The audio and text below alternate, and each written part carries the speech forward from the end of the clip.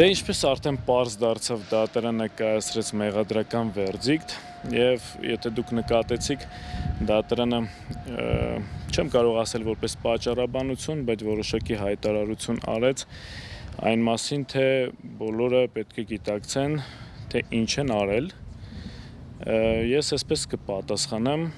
մենք մեր արածի չափն է գիտենք,